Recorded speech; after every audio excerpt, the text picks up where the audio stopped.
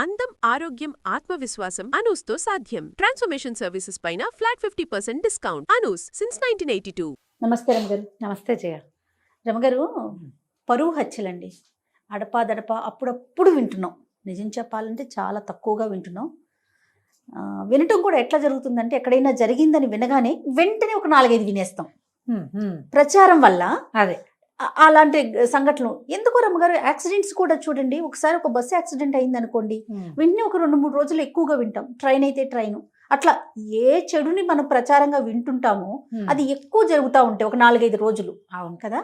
కానీ ఈ మధ్య కాలంలో అయితే నిజం చెప్పాలంటే పరువు హత్యలు చాలా తగ్గిపోయినాయి. కాలం మారిపోయింది, అది సంతోషం. అయితే పూర్వకాలం కూడా ఇలాంటివి ఉండేవా? అసలు పరువు హత్య అనే ఇష్యూ ఉండేదా? ఎందుకంటే అప్పుడు మ్యారేజెస్ కూడా ఎక్కువ కదా. అవును. ఇప్పుడు మన కథల్లో నాకు అప్పుడప్పుడు పర్సనల్ గా గుర్తొచ్చిన పిల్లలు ఎక్కువ, పెళ్లిళ్ళు ఎక్కువ. సో ఇలాంటి పరువు హత్యలు, ఇలాంటి ఇష్యూస్ ఉండేవా? బయటకు వచ్చేవా? ఉండేవి. కొన్నిటికి ప్రచారం లభించేది, కొన్నిటికి లభించేది కాదు జయ. మేము స్కూల్లో ఉన్నప్పుడు, స్కూల్ అంటే 80s అనుకో, ఎర్లీ 80sలో బందర్లోనే ఒక విచిత్రమైన ఘటన. 2 వేరు జాతులు అమ్మాయి అబ్బాయి వెళ్ళిపోయారు. నాకు ఇంక ఏ వివరాలు తెలీదు, ఇవే జ్ఞాపకం నాకు. అమ్మాయి అబ్బాయి వెళ్ళిపోతే అమ్మాయి పేరెంట్స్ ఆ అబ్బాయి వాళ్ళ ఇంట్లో ఆడవాళ్ళకి చెవులు కోసేశారు జయ. అయ్యో. అబ్బాయి వెళ్ళిపోయాడు. వీళ్ళేం చేస్తారు? ఇలాంటి వెళ్ళిపోయిన వాడిని పట్టుకోవాలా, వాడిని ఎప్పుడో పట్టుకుని ఉండుంటారు. తర్వాత అతన్ని ఏం చేశారో నాకు తెలీదు. కానీ మేము స్కూల్లో ఉన్నప్పుడు మాత్రం, ఇది నేను బాగా 10th క్లాస్ పిల్లని కాదు, పెద్దదాన్ని కాదు, చిన్నపిల్ల, కొంచెం చిన్నపిల్లనే, 6th 7th క్లాసుల్లోనే అలా జరిగింది. అమ్మాయి అబ్బాయి వెళ్ళిపోయారు, ఎక్కడ వాళ్ళు. అతను బహుశా వేరే కులమో చిన్న కులమో ఏదో. అమ్మాయి తాలూకు వాళ్ళు చాలా మంచి గ్రాండియర్ ఇవి ఉన్నవాళ్ళు. పిల్లల్ని వదిలిపెట్టి ఆ పేరెంట్స్ని, ఆ ఇంట్లో ఆడవాళ్ళ చెవులు కోసేసిన ఘటన అప్పుడు చాలా హడావిడిగా ఉండేది ఊరంతా. తర్వాత ఎప్పుడో చల్లబడిపోయింది. కానీ అట్లా జరిగేవి. ఈ కులాల్లో వేర్వేరు కులాల వాళ్ళు పెళ్ళిళ్ళు చేసుకుంటే వీళ్ళలో డబ్బు గల వాళ్ళెవరో వాళ్ళు రెండో వాళ్ళ మీదకి తిరిగేవాళ్ళు. ఇవి ప్రపంచానికి తెలిసేలాగా చెదురుమదురుగా ఎక్కడో ఒక చోట జరిగేదా, నిశ్శబ్దంగా చేసేసేవాళ్ళు. పిల్లల్ని చంపేసేవాళ్ళు, ఆడపిల్లల్ని. వీళ్ళ ఇళ్లలోనే, వీళ్ళ వల్ల, ఆడపిల్ల వల్ల తమ పరువు పోతుందని పిల్లల్ని వదిలేయటము, చంపేయటము, పరమ నిశ్శబ్దంగా. అప్పుడు పోలీసులు ఇంత వ్యవహారాలు అవి ఉండేవి కాదు కదా. అసలు గుట్టు చప్పుడు కాకుండా చేసేసేవాళ్ళు. ఆ భయానికి ఆడపిల్లలు లొంగుండేవాళ్ళు. ఇప్పుడు ఒక మన జాతుల్లో, మన తెలుగు రాష్ట్రాల్లోనే కాదయ్య, ఇది మొత్తం ఇండియాలో అన్ని భాగాల్లోనూ ఈ కులమతాల వ్యత్యాసము, హెచ్చుతగ్గులు, ఆర్థిక బలము, అంగబలము ఉన్న వాళ్ళ ఐడియాలజీ వేరేగా ఉండేది. ఇదే కాకుండా అసలు డబ్బుకి వ్యవహారం ఏమీ లేకుండా కూడా చిన్న మామూలు కుటుంబాల్లో కూడా నలుగురిలో మాట పోయిందని పిల్లల్ని చంపేసేవాళ్ళు. లేకపోతే తమ పిల్లల నుంచి అవతల రెండో వాళ్ళని చంపేయటం మనం అదేగా చూసాం. అవునవును. తమ కూతుళ్ళని ఏం చేయరు, మగ పిల్లల్ని చేస్తారు వీళ్ళ డబ్బులతోటి. అవును. ఇప్పుడు అక్కడ చంపేసావు అనుకో, పోని ఏదో చేసావు. ఆ అబ్బాయితోటి తిరిగిన నీ కూతురు అతనితో కాపురం చేసింది, అతనితో సంతానం కన్నది, అసలు దాన్ని తీయగలవా? ఏమిటి నువ్వు చేసింది? ఆ కాపురం చేసిన కుర్రవాడిని చంపుతావు. ఈ కళంకము అని నువ్వు భావిస్తూ ఉంటే, వాళ్ళదేమీ కళంకం కాదు అని భావిస్తుంటే, ఆ కళంకిత అయిన కన్యాకుమారి మన దగ్గరే ఉంటుంది. అమ్మాయి మన దగ్గరే. అమ్మాయి జీవించి ఉండగా ఈ రెండో వాడిని చంపేయటం వల్ల ప్రయోజనం ఏ రకంగా వీళ్ళకి లభిస్తుందో మనకి ఎప్పటికీ అర్థం కాదు. నలుగురు అంట మెచ్చుకుంటారు, ఆహాహా నీ కూతురు జోలికి వచ్చిన వాడిని చంపేసి. కూతురు జోలికి వచ్చినప్పుడే చంపేస్తే ఓ రకం. అలా కాదు, పిల్ల కాపరాలు కూడా చేసినాక, వాళ్ళ ఇంటికి వెళ్ళి ఉన్నాక. ఇప్పుడు పబ్లిక్ డొమైన్లలో పెట్టడం ఎక్కువైపోయింది కదా. ప్రపంచం అంతా తెలియజేసేస్తారు, పోలీస్ స్టేషన్లకు వెళ్ళిపోతారు, ఫేస్బుక్లో పెట్టేస్తారు, ఫోటోలు తీసుకుంటారు గందరగోళంగా. అందరి ఇళ్లలోనూ మన వాళ్ళ ఫోటోలు ఉంటాయి. ఇప్పుడు నువ్వు చంపేస్తే ఏమిటి? మీనింగ్లెస్ కదా. నీ జీవితం వృధా, వాళ్ళ జీవితం వృధా, అవతల వాళ్ళ కుటుంబం ఇది. నువ్వు సాధించిన ప్రయోజనం ఏదైనా ఉందా? ఇదివరకట్లాగా మీసాలు మెలేసి రాచపీనగా ఒంటరిగా పోదు ఇలాంటి మాటలు చెప్పుకోవడానికి, సామెతలు ఉన్నాయని అవి చెప్పుకోవడానికి ఇప్పుడు అవకాశం లేదు. కాలం అది అసలు కానే కాదు కదా. కానీ ఇప్పటికీ కూడా మనం నార్త్ ఇండియాలో కూడా అప్పుడప్పుడు పేపర్లలో చూస్తూ ఉంటాం ఈ పరువు హత్యలు, ప్రేమ కోసం హత్యలు. ఎప్పుడో చదివిన కథ జయ. కళ్యాణ సుందరి జగన్నాథ్ అని ఒక రైటరు, చాలా పెద్దవారు. నాకు గుర్తుండి 2000 దశకంలో మొదట్లోనే వారు స్వర్గస్థులై ఉంటారు కళ్యాణ సుందరి గారు. అలరాస పుట్టిళ్ళు పేరుతోటి ఒక బుక్ ప్రింట్ చేశారు. ఆవిడ కథలు అక్కడక్కడ చదివాము. ఆ అలరాస పుట్టిళ్ళు మళ్ళీ మొన్న నేను బుక్ ఫెయిర్లో కొనుక్కున్నాను. ఆ పుస్తకం నా దగ్గర ఉండాలి, మిస్ అయిపోయిందని. అందులో ఒక కథ చాలా నచ్చుతుంది. నచ్చటం అంటే గుర్తొస్తూ ఉంటుంది అన్నమాట. కథ ఇష్టం అని కాదు, అది ఆవిడ కథ రాసే విధానం బాగుంటుంది. ఒక పల్లెటూరుని, ఒక రకరకాల విషయాలని టచ్ చేస్తూ తీసుకెళ్తారు. అందులో ఆవిడ అలరాస పుట్టిళ్ళు కథే ఇది. ఒక రాజుగారి అమ్మాయి, ఒక రాజుల కుటుంబం. ముందు 4-5 అన్నదమ్ములు, ఒక ఆడపిల్ల పుట్టాక తల్లి గతిస్తే తండ్రి ఇంకో వివాహం చేసుకున్నారు. అప్పుడు జరిగేదేగా. తర్వాత చెల్లెళ్ళు కూడా ఉన్నారు. ఓకే. ఈ మొదట చెల్లెలు అమ్మాయి గురించిన కథ రాస్తారనమాట. ఇది ఎవరు ఎలా రాస్తారు ఆ స్టోరీ? ఎవరికైనా పుస్తకం దొరికితే అలరాస పుట్టిళ్ళు పేరుతోటి కళ్యాణ సుందరి జగన్నాథ్ గారు రాసిన ఈ పుస్తకం కొనుక్కోండి. ఈ బుక్ ఇలాంటి కథలు, తెలుగు కథలు చదవాలన్న ఆసక్తి ఉన్న ప్రతి వారి దగ్గర ఉండవలసిన పుస్తకం అది. తప్పకుండా ఉండవలసిన కథలు కూడా. 62లో రాయబడింది జయ ఈ కథ. మీరు బుక్ తెచ్చినట్లున్నారు, ఒకసారి చూపిస్తారా మనం ప్రేక్షకులకి? కొత్తగా కొన్నాను కదా. అవునవును. అలరాస పుట్టిల్లు అంటే ఏంటి రమ్మగారు? అలరాస అంటే ఏంటి? అలా రాజుగారి లోగిళ్ళు అని. రాస అంటే అలరాస అంటే ఆనాటి రాజులు అని. ఇదే పుస్తకం. ఇది పాత బుక్ ఉండేది నా దగ్గర. ఎప్పుడో నేను 2005లోనో 2007లోనో కొనుక్కున్నా ఒక పుస్తకం. అప్పుడు కూడా బుక్ ఫెయిర్లోనే. ఎవరెవరికో వాళ్ళకి వీళ్ళకి పుస్తకాలు ఇచ్చేస్తూ ఉంటాను. కొన్ని అలా వెళ్ళిపోయినాయి. నేను ఎప్పటి నుంచో ఈ పుస్తకం మళ్ళీ కొనుక్కుని పెట్టుకోవాలి అని అనుకుంటున్నా. ఇదొకటి పుల్లంపేట జరీచీర శ్రీపాద సుబ్రహ్మణ్య శాస్త్రి గారిది. అది లాస్ట్ ఇయర్ కొన్నా. దీంతో పాటుగా 12 బోయకొట్టములు అనేటువంటి అదొక పుస్తకం. అవి కొన్ని ప్రత్యేకంగా ఉంచుకోవాలి, అప్పుడప్పుడు చదవడానికి బాగుంటాయి. ఇట్లు మీ విధేయుడు చెప్పాయి కదా నేను, బారాగోపాటి రామ్ గోపాలం గారిది. దాంట్లో ఇదిగో పుస్తకం చూపిస్తున్నా కదా మీరు. ఎక్కడ పంజరం నుంచి ఎగిరిపోతున్న ఒక పక్షి కనిపిస్తూ ఉంటుంది. అసలు ఈ ఫోటోనే, ఈ పిక్చరే అంటే చూడు, ఇది ఇలా రాజుగారి ఇంట్లో స్తంభం ప్యాచులు పడింది చూసావా? అదే అదే అదే. అంటే స్థితి దిగజారిపోయింది. అదే ఈ పర్టికులర్ కథే. ఈ పరువు హత్యల నేపథ్యం ఎప్పుడైనా మాట్లాడినప్పుడు అది చెప్పాలనుకున్నా, అనుకోకుండా ఈ పుస్తకం చేత్తో పుచ్చుకొచ్చాను. ఇదే సబ్జెక్ట్ వచ్చింది. ఒక ఆయన సుబ్బారాయుడు, ఆయన అంత్యదశ, ఆయనకు ఆరోగ్యం బాగుండలేదు, ఇవాళ రేపో అయిపోయేలాగా ఉన్నారని కబురు వచ్చి కొంతమంది ఆయన తమ్ముళ్ళు చెల్లెళ్ళు, వాళ్ళ ఇంట్లో పెరిగిన చుట్టాల పిల్లలు అందరూ ఒక్కొక్కళ్ళు వస్తూ ఉంటారు. ఆ వచ్చే వాళ్ళల్లో బాగా పెద్దదైన 50 సంవత్సరాలు దాటిన అక్కమ్మ అనే ఆవిడ వస్తుంది. ఆవిడ వచ్చాక చూస్తే మొత్తం బిల్డింగ్ అంతా పాతబడిపోయి అక్కడక్కడ రాళ్ళు లేచిపోయి వాళ్ళ దీన స్థితి ఏంటి, పూర్వపు గ్రాండియరు ఇవాళ కోల్పోయింది. అది ఒక 2 పేజీల్లో రాస్తారు జయ. మనం ఎన్ని దివాణాలు, ఎన్ని ఇళ్ళు, ఎన్ని రాచకుటుంబాలు, ఎంతమంది పెద్ద పెద్ద వాళ్ళ కుటుంబాలు ఇప్పుడు తరిగిపోయిన సంపద కలిగినవి జ్ఞాపకం వస్తాయి.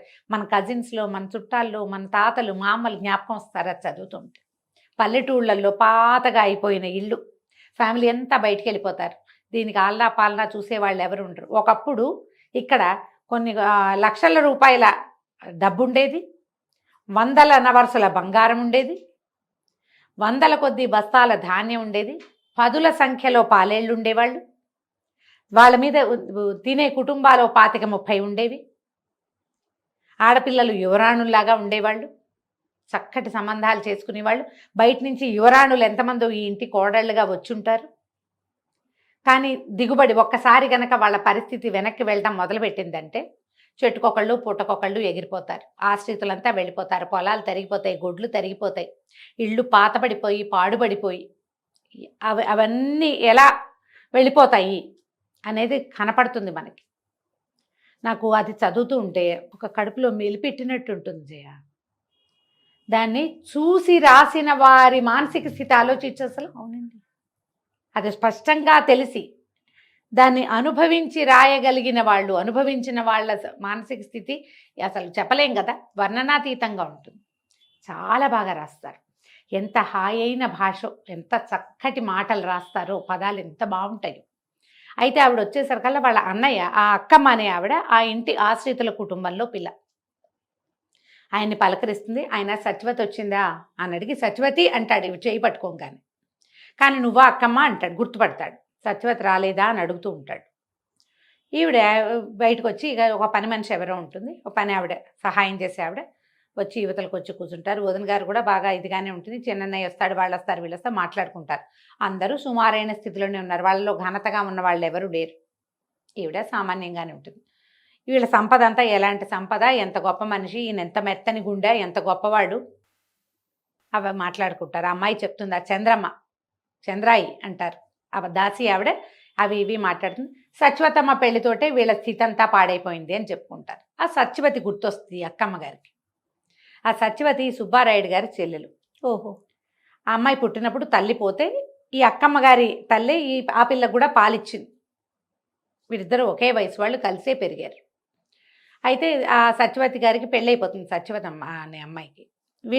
ఆ పిల్లకి 7-8 సంవత్సరాల వయసు ఉన్నప్పుడు వీళ్ళ ఇంట్లోకి ఒక కుర్రాడు వస్తాడు, చెంగల్రాయుడు పేరుతోటి. వీళ్ళ రాచవంశమే ఎవరో. తండ్రి చనిపోతాడు, సడన్గా తండ్రి చనిపోతే కుర్రాడు ఒక్కడే మిగిలిపోతే ఆ ఊరు వాళ్ళు, మీ వాళ్ళేనండి కొంచెం చూసుకోండి అబ్బాయినంటే ఆ తండ్రికి అంత్యక్రియలు చేయించి ఆ కుర్రాడిని ఇంట్లో పెట్టుకుంటారు. ఈ సత్యవతి వీళ్ళకంటే అతను ఒక 5-6 సంవత్సరాలు పెద్దవాడు. ఎట్లాగో ఈ పిల్లకి అతనికి మంచి స్నేహం కలుస్తుంది. మొదటి రోజు నుంచి సత్యవతి కొంచెం మెత్తటి మనసు కలిగింది.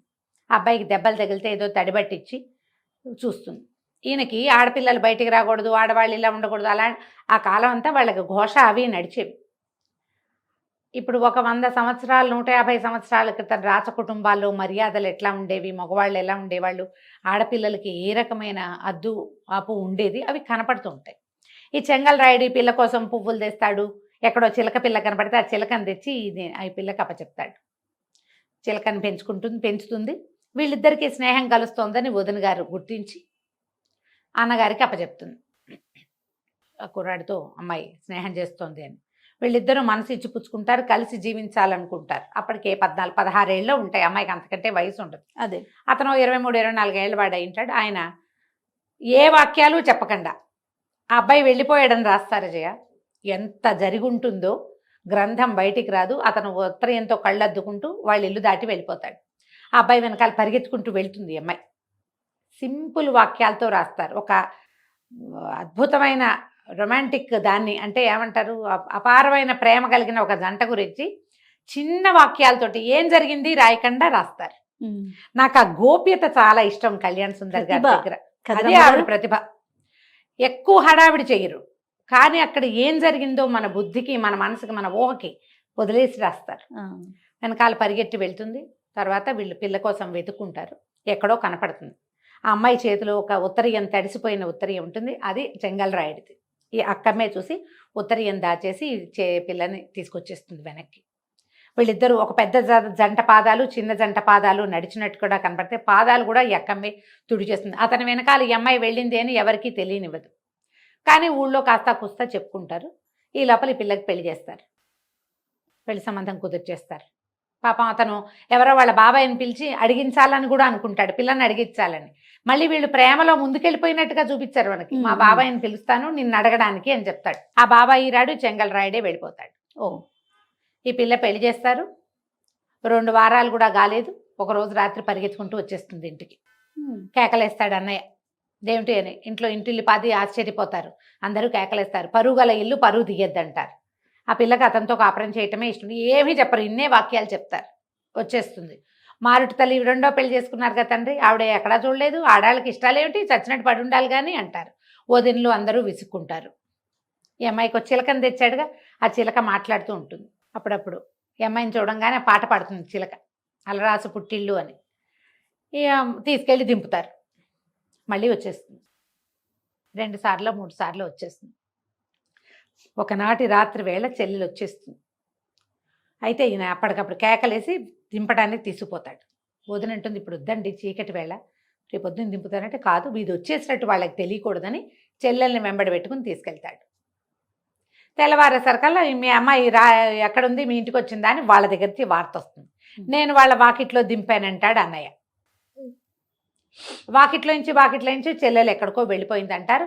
తోటలు దొడ్లు అవి నూతులు గాలించారు, ఎక్కడా ఆమె శవం దొరకలేదు. అమ్మాయే మాయమైపోయిందని చెప్పుకుంటారు. ఈ లోపల ఈ అక్కమ్మ మరిది రంగూన్లో చెంగల్రాయుడు కనపడ్డాడని వార్త తెస్తాడు. ముందే వచ్చింది వార్త. బహుశా ఈ అమ్మాయి అతనితో వెళ్ళిపోయి అలా ఏవో చెప్పుకుంటారు. ఏం చెప్పుకున్నారో ఎవరికీ తెలీదు. వీళ్ళు పరువు పోయింది అనుకుంటారు. క్రమంగా వీళ్ళ సంపద అంతా తగ్గిపోయింది. సుబ్బారాయుడు నిశ్శబ్దంగా అయిపోయాడు. చెల్లెలు కనబడడం మానేసిన తర్వాత అతను కామ్గా అయిపోయాడు. తండ్రి దిగులు పడి 3-4 నెలల్లో చాలించుకున్నాడు. ఎట్లాగోట్లా మారుటు తల్లికి పుట్టిన 3-4 చెల్లెళ్ళకి ఏదో చిన్న పొన్న సంబంధాలు చూసి చేశారు. తమ్ముళ్ళు కూడా క్రమంగా ఈ ఆస్తి అంతా తరిగిపోయింది. గొడ్లు ఒకటొకటి ఇదైపోయినాయి. ఆ రాస్తారు ఒకటి కారెద్దు, ఒక కారు దున్నపోతుంది వాళ్ళ దగ్గర. ఈయన్ని చూస్తే చాలు పగ. ఆ సుబ్బారాయుడిని చూసేసరికల్లా అది ఒప్పుకోదు. అది విచిత్రంగా ఎవ్వరికీ లొంగని ఆ దున్న చెంగల్రాయుడికి లొంగేది. అతను వెళ్ళిపోయాక ఈయన మీద పగబట్టేసింది అది. ఈయన చూస్తే చాలు రంకేయటం, కాలు దువ్వటం, మీదకి దూకేస్తానన్నట్టుగా ప్రవర్తించేది. అతను ఉండగా అతనితోటి బాగా ఉండేది. ఆయన వెళ్ళాక ఇది వింటలేదండి మాట అంటారు. ఊరుకుంటాడు. ఈయన పంపించేశాడు.